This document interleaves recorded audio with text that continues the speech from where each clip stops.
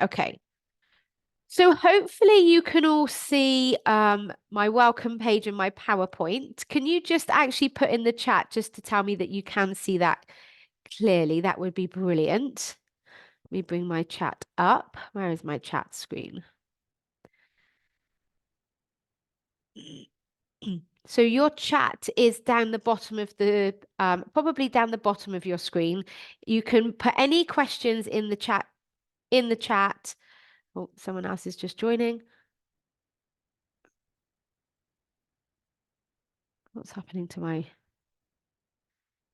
Oh, brilliant. I'm just going to omit somebody else. My laptop was just going funny there. I've also got captions enabled. So if you want to read whilst, if that's easier for you, you're welcome to turn those on for yourself.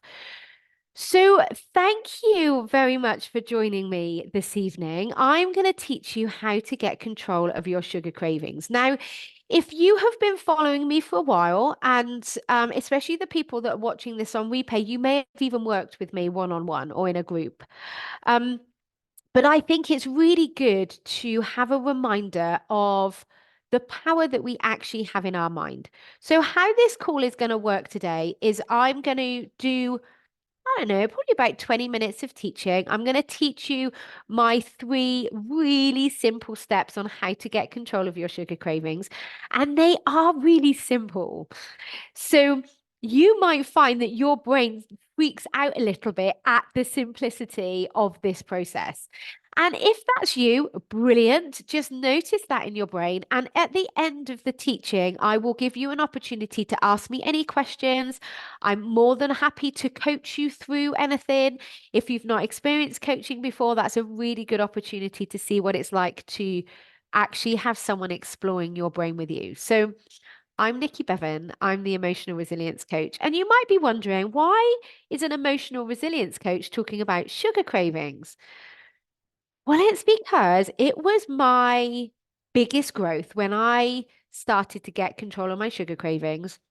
It was when I really started to expand in growth in my emotional resilience because your craving for sugar is actually an emotion. And this is what I'm going to come on to in a minute. It's an emotion that's created by a thought in your brain. And most of us go to the treat cabinet in order to try and feel better. Like maybe we're bored, maybe we're feeling sad, maybe we're feeling anxious. And so we go to sugar, or for some people it's alcohol, cheese. Some people it's exercise. Like it's any activity that we do in order to avoid a negative emotion. But when we learn how to deal with our emotions, we don't need to avoid them. We don't need to eat loads of sugar or drink loads of alcohol in order to feel better. So that's why I call myself the emotional resilience coach, because really what I do is help people to deal with their emotions. And the craving for sugar just happens to be one of them. And it's also a symptom of when we're not managing our emotions so effectively. It's our go to try and feel better. As we know, though, it doesn't actually make us feel better.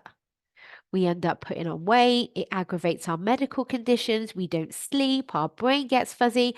For me, I know when I've had too much sugar because the next day I am just pissy. I'm irritable. I'm annoyed at everything.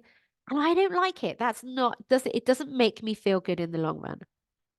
So first of all, I'm going to teach you why sugar is so addictive. And I'm personally not going to talk about the physical chemical effects of sugar. We all know it's bad for us. I don't need to go into that. But what I'm going to teach you today is why your brain is so addicted to sugar. And here's why. I can get my PowerPoint to work. Oh, so sorry. If you don't listen to anything else for the rest of the 20 minutes that I'm talking to you, the only thing I want you to take away from this whole session is the only thing you can control in 2024 is you. This doesn't just apply to the sugar that you consume. This applies to everything in your life. how you experience the weather, how you experience your job, how you experience your family members, other people's behavior. We cannot control the weather. We cannot control supermarkets and what they stock on their shelves. We cannot control how people behave, but we can always learn how to control us because you are the only person that you can control in your life. This is especially good news if you are a bit of a control freak. Those people, those of us who actually like to be able to control things, this is really good news. Because when you're trying to control everybody else, you're missing the opportunity to learn and control you. So the even if you don't take anything else away, just take away that. In all areas of your life, the only thing you can control is you. So let me teach you a little bit about why your brain is so addicted to sugar. And the reason why is because you're a human being. I'm sorry to break it to you, but you are. And in that gorgeous head of yours, you've got a brain. And the human brain is a very phenomenally amazing, complex tool. I'm not a neuroscientist. I'm not going to go into it, but I do simplify it right down. And I simplify it into two parts: the primitive brain, which is right at the back of your head. And it's made up, if you're into science, it's made up of the hippocampus, hypothalamus, and the amygdala. And then your prefrontal cortex, which is the higher frontal part of your brain here. Now, this primitive part of your brain is really old. That collective part of our primitive brain has not changed for hundreds and thousands of years. And hundreds of thousands of years ago, there were certain activities that we needed to do in order to survive as a human race. We needed to have sex. We needed to hydrate and drink water. We needed to eat, and we needed the comfort and safety of a pack, and we needed the warmth and dryness of a cave.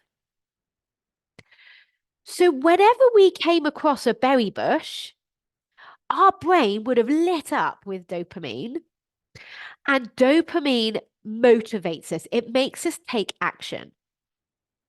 It made sense hundreds of thousands of years ago because if we didn't get up out the cave, if we didn't go and seek food, if we didn't have sex, if we didn't drink water, if we were out in all the winds and the weathers, we would have perished. We would not have evolved to where we are today.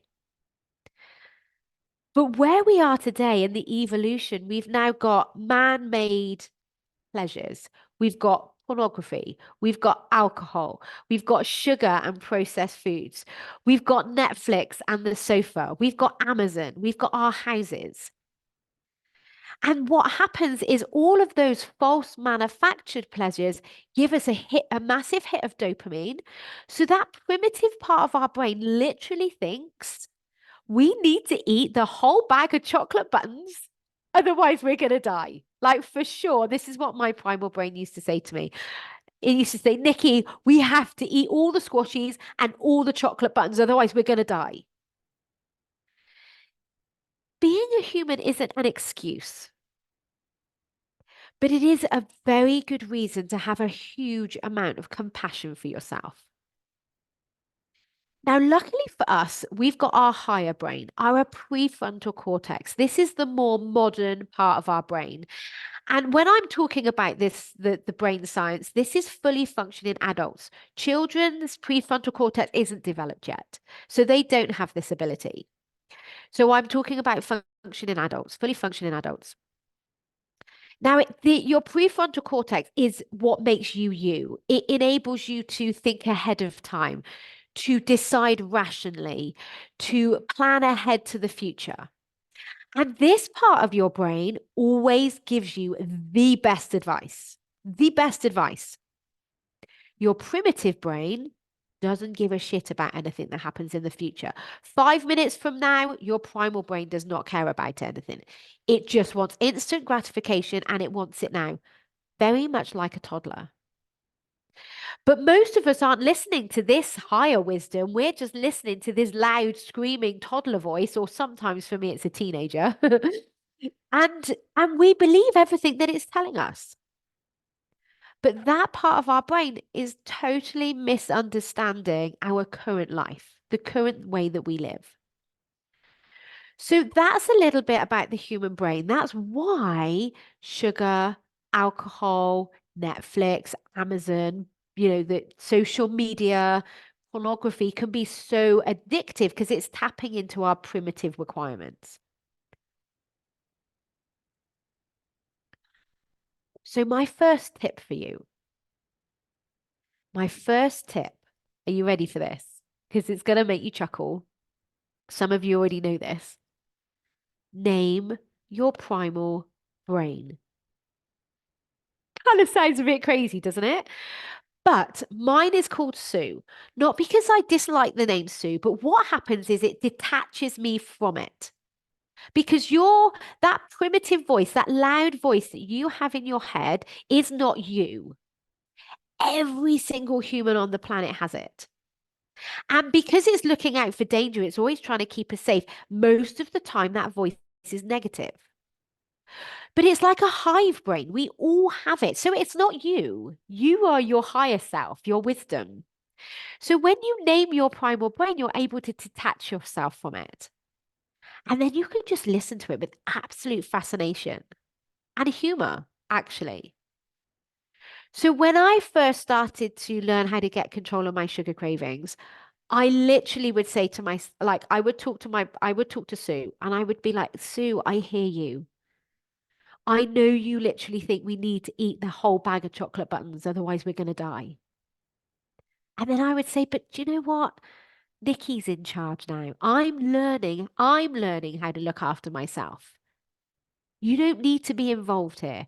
If we're in a life or death situation, then please do listen to, or if you're in a life or death situation, please do listen to your primal brain. But most of us day to day aren't, especially when we're working.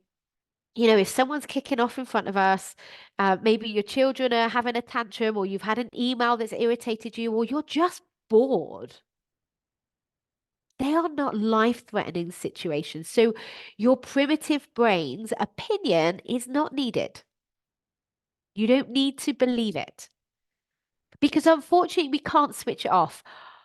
I really wish I could come up with a pill that someone could take that would quieten their primitive brain, but we can't. So if you can't quieten it and you know it's always going to get you to eat the sugar and do all the things that really harm our body, it's so much better to learn the skill of managing it and responding to it from a place of compassion. So having the understanding of where your primitive brain is coming from allows you to have compassion for it. So just like you would talk to a 5-year-old and a 5-year-old that's just eaten a load of chocolate, you would say to that 5-year-old, hey, look, I think you've had enough. We're now going to stop. And that's how you can talk to yourself. And actually, when you talk to yourself with that compassion and you talk to yourself with that more of loving tone, you're more likely to comply to what you actually want to do. So name your primal brain. So what I would like you to do actually is just give yourself a moment. There's no right or wrong names here. I want you to consider a name that you can give your primal brain and pop it in the chat for me, please. So open your chat box, pop it in the chat what your primal brain is called. Now I know Lillian, I know you've named your primal brain if you're still with us. I can't see who's still with us now. But just pop in the chat what you think you'd like to call your primal brain. Like I said, there's no right or wrong. There's no good or bads. And it can be a name that you love because this part of you is coming along for this journey, whether you like it or not. So we kind of want to make friends with it. Sue, yes. Mine, I love the name Sue. Amelia. Yeah, that's a nice one. I like Amelia. Brilliant, Judith. Exactly.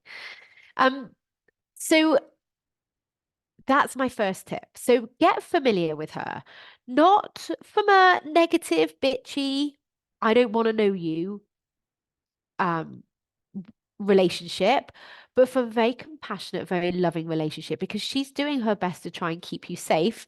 She just thinks that eating all the chocolate cake, eating all the, all the rubbish food is a survival requirement. We know it's not. Yes, exactly. So just because, so Judith has just said, because I think of it as a little girl's name. Yeah, exactly. You're the adult. You're the adult in this relationship, and you can talk to her like a child. Exactly that. So Olive, Lillian, I love Olive. That's a great name. Right. So, what I would also like to teach you, and this doesn't just apply to sugar, this applies to all areas of your life. And this might go against anything you've ever been raised to believe until this point. So again, let's bring in the compassion, bring in the fascination, and just hear me out as I explain this to you. Life gives us circumstances. Life gives us situations and events that we have no control over. For example, it could be the weather. Now, in England, at the moment, it has been raining quite a bit. And if you're constantly thinking it's always raining, you're never actually going to notice the dry times. You're always only going to notice the rain. But we can't control the weather, it's a circumstance that life gives us. Other people's behavior. We cannot control other people's behavior as much as we would like to. We absolutely can't. We can't control illnesses, viruses, or bereavement. We can't control, or your circumstance, sorry, could be money, the amount of money that you do or don't have. Now, to a certain degree, you do have control over the amount of money that you have, but the actual figure in your bank account is a circumstance. It could be time or a to-do list. So when I'm teaching this I with my clients, we talk about time management, we talk about relationships, we talk about money. So it's not just the circumstances in our life aren't just sugar, although obviously that's what I'm going to focus on today. So it could be time, it could be a to-do list. And of course, it's food. So I'm sorry if this picture triggers anybody, but it's just a really good sign to show you that it's not actually it's not the cake or the chocolate that create your cravings, it's your thoughts about it, because now you're thinking probably of chocolate. So what I'm also curious, if you could just pop in the chat, is what is your go-to sugar hit? Is it chocolate? Is it cake? Is it biscuits? Like, just let me know as we're going through in the chat what your go-to sugar is. So life gives us circumstances, and actually, all of these circumstances are completely neutral. Now, what I mean by that is somebody else could experience exactly the same circumstances, have very different emotions about it, even a bereavement. Now, it's not until our brain gets involved, so our eyes see something, our ears hear something, and our brain is activated, and our brain gets involved, and it gives us thoughts. It's those thoughts that create our feelings. So it's not the circumstances, not the weather, it's not other people's behavior, it's not the food or the money or the time or the virus or the illness that creates the circumstance. It's our thoughts, sorry, our emotional feelings. It's our thoughts about it. Our thoughts create our feelings. How we feel drives all of our actions. So depending on what we're feeling, will drive us to take action. And I'm going to explain this specifically when it comes to sugar in just a moment. And then depending on what you do or don't do in your life gives you a result. So this is happening, whether you believe me or not, this is exactly what's happening in the tiny little day-to-day insignificant parts of your life and then the huge life-changing parts of your life. So it's your thoughts that create your feelings. It's not the biscuit. It's not the chocolate. It's not the cake that creates your cravings. It's what you think about those things that creates the craving. Because just think about this, just think about it logically for a second. Imagine, so Lillian said chocolate. So imagine the chocolate's in front of you. That bit of chocolate, and notice I haven't had chocolate for a long time now. I did have more than I usually do over Christmas, so that's a lie. I did have some over Christmas, but my body still remembers what chocolate was like. I, whilst it's not a day-to-day thing anymore, cake, biscuits, it's not a day-to-day part of my eating regime. My body still remembers. So when I think of chocolate being in front of me, my mouth starts to water because I'm thinking about it. It's not in front of me, so it can't be the chocolate, but it activates the thought processes. So it's my thoughts that create the craving. And chocolate is an inanimate object. A cake is an inanimate object. It has no emotions of its own. Biscuits, they have no emotions. They're not running around with feelings and energy. They have no emotions. So how can they push the craving into your body? They can't. It's your thoughts about it. Like Lillian just said, it just melts in your mouth so nicely. So even when chocolate's not in front of you, just the thought of you thinking it melts so nicely is what creates the craving. Because there are some people in this world that don't like chocolate. I know, like, how does that actually happen? But they don't. They don't like chocolate.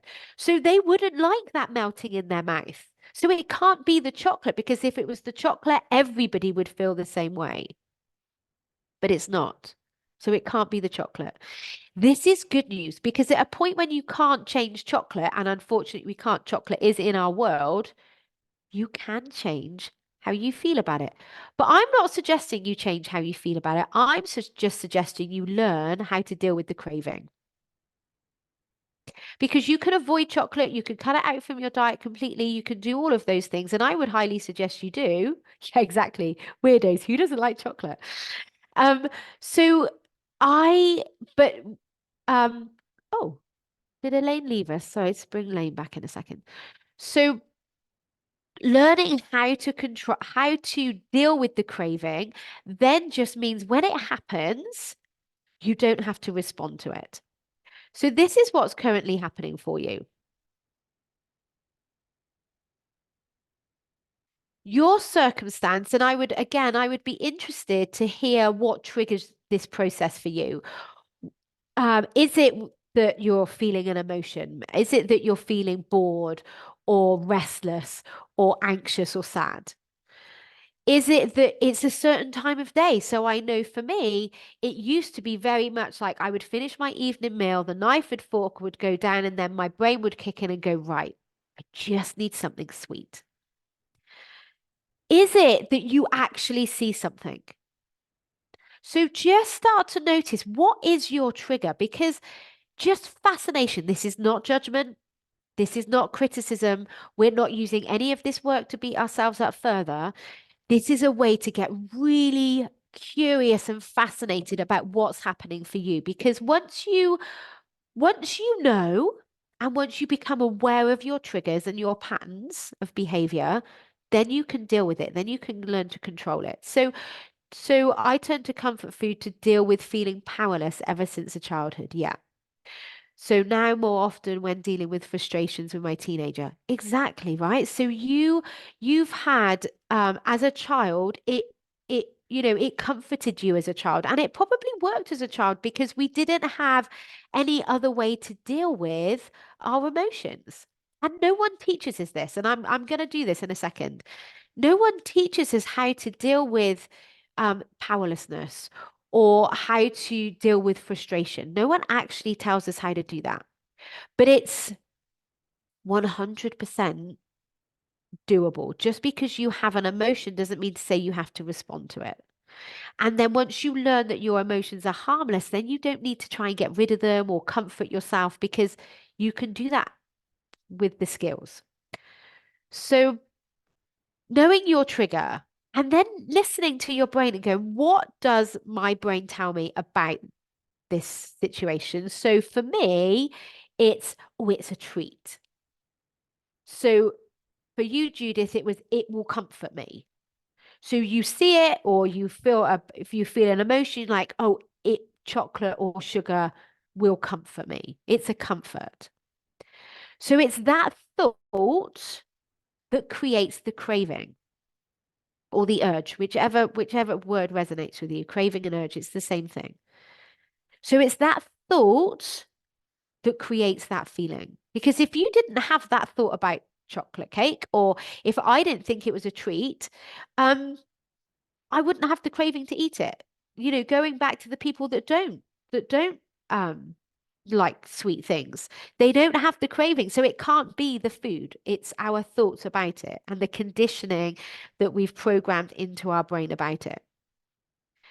So exactly. So Lillian, you feel so your circumstances when you're stressed. So your circumstances, you feel stressed. And then what's the thought that creates the craving? Is it that it'll make me feel better? I think it'll make me feel better is quite a common, well, all of these, we've all got one of them. And also partly habit. Just good to know because habits are created by you doing the same thing over and over again, which means if you do something different over and over again, you create a new habit, but you've got to want to do it.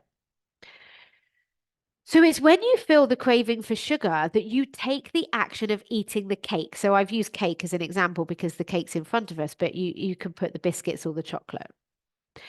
And what happens is temporarily you do feel good. The same with alcohol. It kind of numbs you. You get that oh feeling, don't you?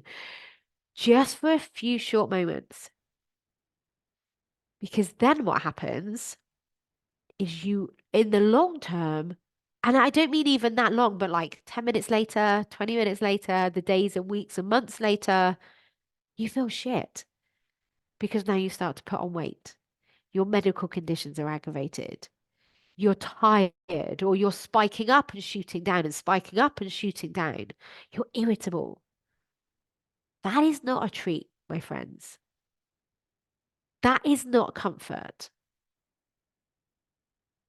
And it's certainly not making you feel good. It's not making you feel better. So, those thoughts about being comforted, it being a treat, is actually our primitive brain lying to us. Now, bringing the compassion back in, it's lying because it really believes, because that first few seconds, you do feel the comfort, you do feel the pleasure, you do feel the treat. Your primal brain doesn't associate any of the negative afterwards. But logically, using your higher wisdom, this is not treating your body. Long term, it is not a comfort. So, whilst temporarily you feel good, in the long term, you just feel so rubbish. So rubbish. So, this is my really simple 3-step method, and it is as simple as ABC. So, this is when you want to scribble your notes down. A, acknowledge that you're experiencing the craving for sugar and allow yourself to experience it. Now, to me, this feels like a real kind of surrendering to the emotion, not you're not following the urge, you're not responding or being driven by the urge, you're just fully allowing it to be present in your body. And the way that you do that is to label it and recognize it. And I'm going to tell you the questions to answer in just a second. But when I first started to do this work, it was at a time when we still have movie nights on a Friday, but this was a time when we would all have sweets and chocolate buttons and those pink and white squashies were my favorite. Together, out of this world. It's far too sweet for me now. I don't enjoy them, which blows my mind. But when I first started to learn, I literally was like, right, I'm going to experience my craving now. And the sweets were still out. The sweets were in front of me because my children were eating them. And my husband was trying to have a conversation with me. And I literally had to say to him, "You're going to have to wait because I'm dealing with a craving." And it's a bit like a labor contraction. For those of you that have experienced the joy of a labor contraction, you know that it builds, it builds, it builds, it gets really strong, and you breathe and you understand what's happening, and it eases off. So that's where the B comes in. You breathe into the craving. You understand why it's there with compassion. Of course, I want to eat the cake. Of course, I want to eat the chocolate. Of course, I want to eat the biscuits. My brain really believes it's a comfort, and temporarily it is. I'm not arguing with that. But in the long term, it's really not helping me. So I'm just going to breathe and experience it. And this is how you experience your emotions. Any emotions, the craving for sugar, frustration, stress, anger, joy, love. We allow those because they feel good, but it's the same thing. So here's what I want you to practice doing. When you experience, you can use any emotion. I'll use cravings, but if for you it's frustration, for example, just notice where in your body do you experience that emotion? Now, if you've never done anything like this before, this is going to feel really weird. Like I can remember when I took my husband through this, he was like, "Nikki, excuse my language." He was like, "What the fuck are you talking about? This is, what do you mean I don't feel it anywhere?" That's because we've never looked at it before. No one's taught you how to process your emotions, but recognize it in your body. Where in your body do you feel it? So for me, the craving for sugar actually happens here at the top of my arms. And then ask yourself, is it hot or is it cold? Now, for me, the craving for sugar is hot. Is it fast or is it slow? Well, for me, it's fast. And then is it heavy or is it light? Now, for me, it's really light. And then what color is it? And for me, the craving for sugar is like silver, sparkly silver. Well, that's totally harmless. I don't need to avoid that. Science has proven that when you allow yourself to experience an emotion, it only lasts for 90 seconds. So if I were to tell you, I am going to inject you with the strongest emotion of the craving for sugar or frustration or stress, and it's only going to last for 90 seconds, could you sit there and breathe and just wait that 90 seconds out? And actually, in my experience, when I do this work, it's only about 30 to 60 seconds, and then it disappears. The craving will come back again the next time you have that thought, but you just repeat this over and over and over and over again until you start to learn that the emotion of the craving is not a problem. Any emotion, the negative emotions, they are not a problem. They don't need to be avoided. And that's where the C comes in. You get to choose and you get to count to 90. So you acknowledge that you're feeling the craving and you allow it to be present in your body by looking at it and answering the questions I just gave you. You breathe and understand with compassion why it's there.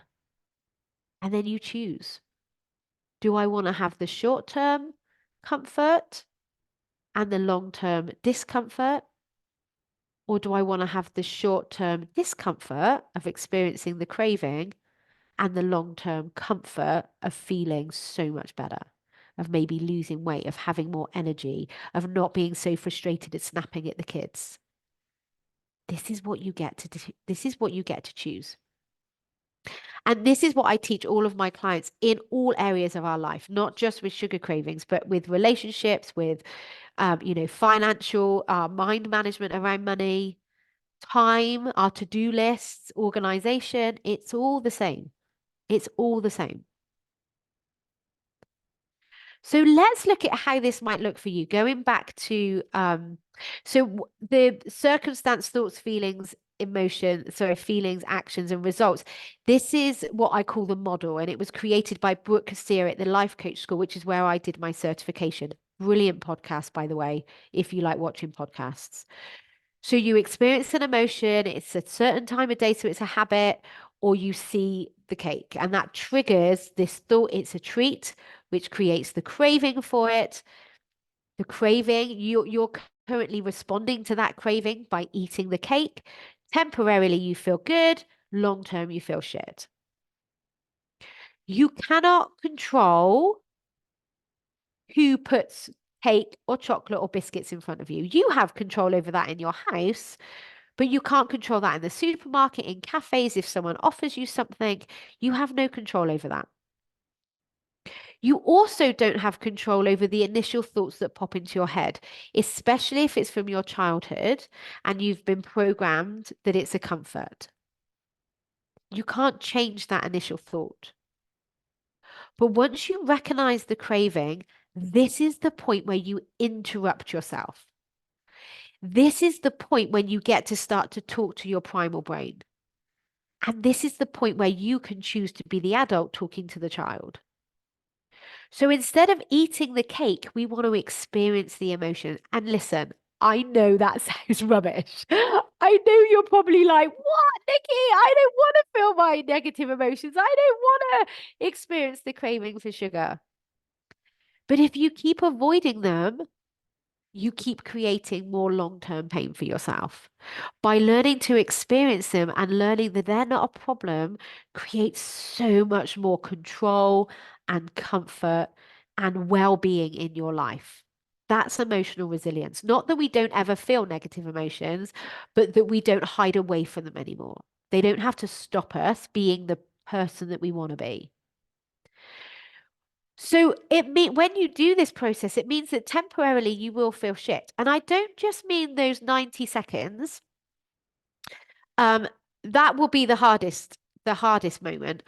But when you first cut sugar out of your diet, especially if you've had a lot of it in your diet, your body will go into a detox. So for the first like 4 to 10 days, you will have a physical detox effect. This just proves how toxic sugar is in our system. So you'll go through the physical detoxing, but that's very temporary. We're literally talking 4 to 10 days. Now, there are a couple of products that I take a daily and that I always encourage my clients to take if they're going to go through a detox process. What I'll put them in the comments. Actually, I'll do it now. One of them is a drink called Vitalife, and it's this green kind of minty drink that really supports the liver. And the other is magnesium. It's a magnesium supplement. And those two together really support the liver in that detoxing process. So if you want physical help, they will really support your physical body in the detoxing process. So I'll put both of those, where did I put I will put both of those links if you want to look at those products in the chat because they're really that. So these are the ones that I take. I will give you full transparency. If you buy from this link, um, I do get a small commission. I don't do it for that reason. I do it because I trust these products. I don't take supplements. Generally, I never have, but they're such good quality that I'm willing to recommend them. I don't recommend anything else. Anything you buy off the shelf, I think you're really just wasting your money because the supplement industry isn't regulated. But I'm not here to talk about that. I'm here to talk about your emotions. But that's there to help you should you want a to physically eliminate the detox. But that's a temporary 4 to 6 days. From an emotional perspective, what's going to happen is in that 90 seconds, you're going to experience the discomfort of the craving. And it is uncomfortable. I'm not saying that it's pleasant. But what's going to happen is the more you learn to experience it, the more you're going to realize that it's harmless and that actually the other side of that feels so much better because now your energy levels are coming back. You're not irritated. You're not having the highs and lows. Your medical conditions aren't aggravated. Probably sleep better. You haven't got so much brain fog, especially. So I'm 46. I'm starting the joyous perimenopausal phase of my life. And I need to give my body as much possible benefits as it can because, it's struggling anyway with the hormone changes. And so this is how I got control of my sugar cravings and how now I am the person that literally takes one sweet out the quality streets. And I have done that over this Christmas and I can leave the rest. And it blows my mind because I used to be the person that I would be the person that would go to a dinner party. First of all, I'd overeat the main course. Then I'd start on the desserts. And even though I would have seconds of desserts, thirds of desserts, and even though I was feeling physically sick and uncomfortable, I would still keep going back up with a spoon to carry on eating the cheesecake. Or if I had a jar of Nutella in my cup, well, a jar of Nutella wouldn't have been in my cupboard because it would have been gone. I would have just spooned it all out and then felt really sick and then judged myself. Why can't I stop? What is wrong with me? That's not a treat. That is not comfort. So when you're able to learn to experience your sugar cravings and you don't eat, you allow yourself to experience them. Temporarily, you'll feel shit, but in the long term, you'll feel so much better. And when I'm talking about emotions, I'm like 5 minutes later, you'll feel brilliant. It will come back when you have that thought again, like, oh, the Nutella's in the cupboard or oh, the biscuits are in the cupboard. You just repeat it over and over and over and over. And eventually you experience a craving and you're like, oh, it comes and it goes and it's no big deal. And I've done this with alcohol, I've done this with sugar. I genuinely do not crave any form of alcohol anymore. I still do allow myself to enjoy like cake or some chocolate every now and again, but I'm talking like once every 2 or 3 months. Like it's really not a regular basis. Dark chocolate is different. I do enjoy very, very dark chocolate, and I mean like 90% dark chocolate, but that's not sweet by any means. And it's not, and you can't have much of it because it's so concentrated. Um, but the confectionery, sugar, it's not a treat. It is not a comfort. So there's the 3 steps. It's as simple as ABC. Acknowledge and allow. Breathe and understand with compassion. And then choose. Count to 90. Breathe just like you breathe through a labor contraction. It disappears. Then you don't need to go ahead and eat the sugar. Now, this is how you get control of your sugar cravings. It is that simple, but you may find that when you take away that comfort, there's an underlying river that you now have to address. There will be emotions underlying that you've been numbing then that layer then needs to be addressed. And here's what I'd recommend for that. Get yourself a partner, a support buddy, or if you can, invest in a life coach. I'm not saying it has to be me, but there is no way would I be here today if I hadn't had someone very neutral, very lovingly showing me my brain's bullshit. I just wouldn't have been here because we cannot overcome our brain on our own. It's like your thoughts in your head is like the instructions on a jam jar of how to get out. Only you can't read them because you're in it. You're in the jam jar. So it takes someone outside of you to point them out to you.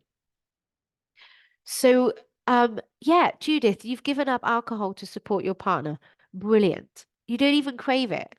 You absolutely can get to the same place with sugar and carbs. 100%. If you're willing to build the emotional resilience. If you're not willing to build the emotional resilience, it will always come back. You'll be able to do it with willpower for a week, a month, maybe even 3 months. But willpower weakens. Willpower is a tensing, tightening journey, and it doesn't last. Whereas learning emotional resilience, learning how to deal with the craving and how to deal with your emotions is relaxing, it's surrendering, it's an opening, which is far more sustainable in your life, far more sustainable in your life. So you could literally take what I have just taught you, apply it this evening with your cup of tea instead of having the biscuit or that bit of chocolate with your cup of tea. Just have the cup of tea and practice experiencing the emotion. And if you are ready to build your emotional resilience further, I would love to have a chat with you.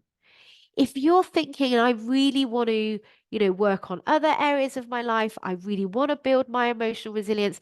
For me, especially building a business and being self-employed, emotional resilience is like one of the key skills, I think, for everybody, actually, but especially, for those of us that work, those of us are still, dealing with stressful things in our life. Shit happens. Like it does. Crap things happen in our life. But when you learn the skill of dealing with that and you get stronger at dealing with your emotions, then you just feel like a badass. And sugar and my cravings for sugar is kind of where I started, which is why it's a bit of a soft point for me. But it filters into every area of your life because how you do one thing is how you do everything. So if you have enjoyed listening to me this evening, if you have enjoyed what you've heard and you're thinking, actually, I would like to invest in my well-being further, I'm also going to put in the chat a link for you to book a consult with me and we'll just have a chat. There's no obligations. You don't have to buy anything. It's literally us having a conversation to see if we're a good fit, if I can help you, if you're ready to invest. And if you're not, you're still going to get so much out of that hour talking to me anyway. So even if we've worked together before, book a call. You've got nothing to lose. And you will gain so much from just talking to me. So that's the end of the workshop. That's the end of what I was going to teach you. But if anybody has any questions, or if anybody would like to come on and actually talk to me now live, I am more than happy to coach you, to answer any questions. Let me stop sharing my screen. And if anybody would, yeah, if any of you feel free to leave if you have to go off. But if anybody would like to come on and talk to me, I am still recording it, but I'm happy to cut. Well, actually, let me stop the recording so that if anybody wants to come on and talk to me, they can.